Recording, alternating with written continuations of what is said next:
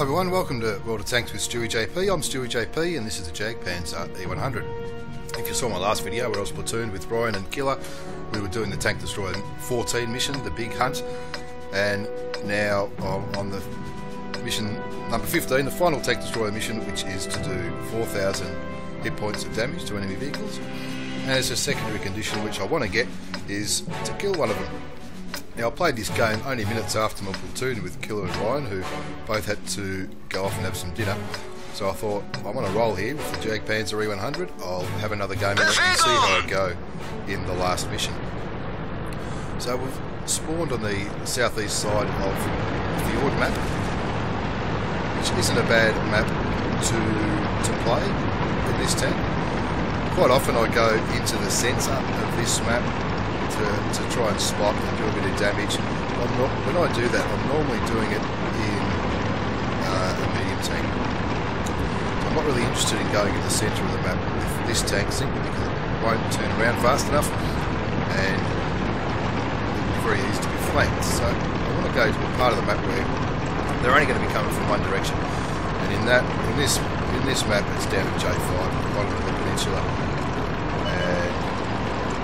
They can only come from one way, and it's reasonably artillery safe. Now, there's two enemy arties. I'm very worried about that object 261. That does a hell of a lot of damage. If he lands a shell on top of my tank, he wouldn't be able to kill me in one shot, but he would be able to do a hell of a lot of damage. So looking at the map, we've got a few that have gone up the northeast track, got a few in the centre to spot, and the I-7 himself going down to the southwest with a bit of backup from the T-57 Heavy, who's not too far behind us, and it looks like the British Tank Destroyer, the FB215B 183, the Death Star, might be able to get some shots as well to where we're going. So we've got a bit of firepower down there. I was just spotted, but I think I was spotted by that awful man's up who had just been killed. So even if I'm spotted, I'm hugging this hill, so artillery shouldn't be able to shoot me, and we can't see anyone down there or anyone.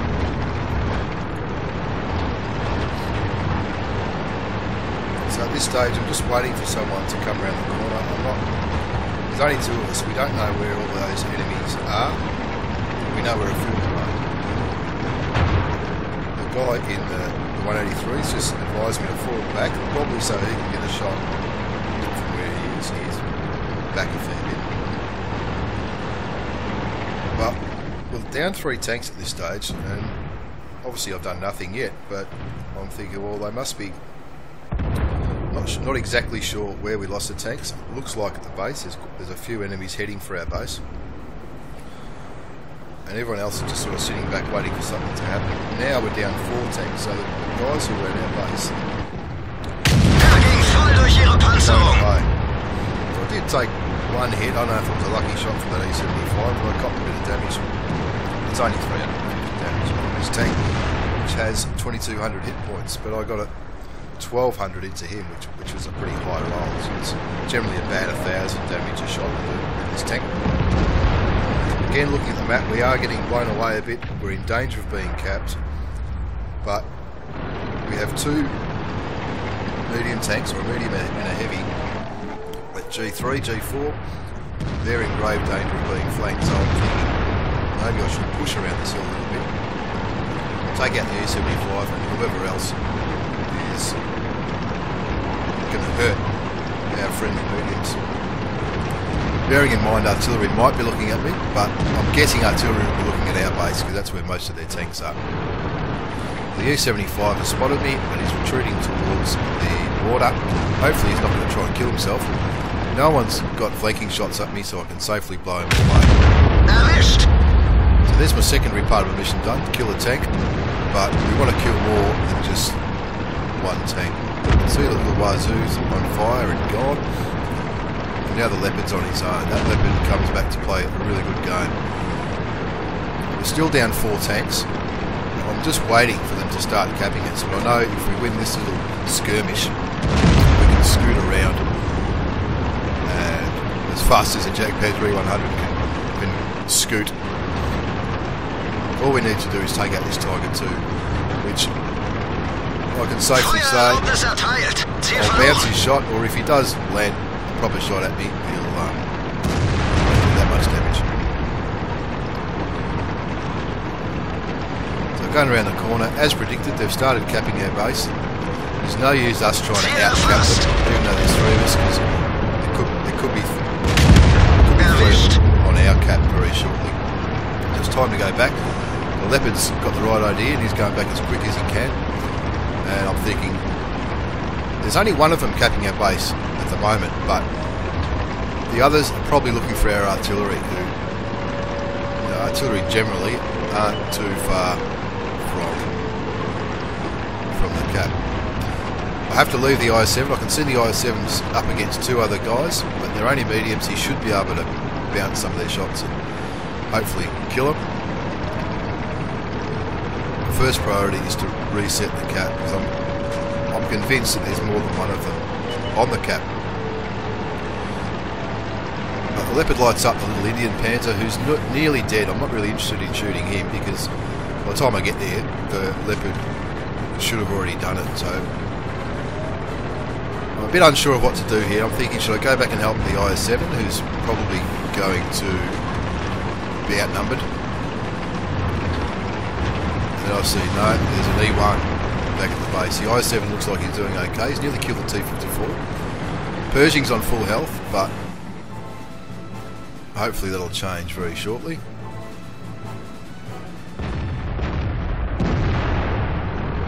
Pershing spotted me.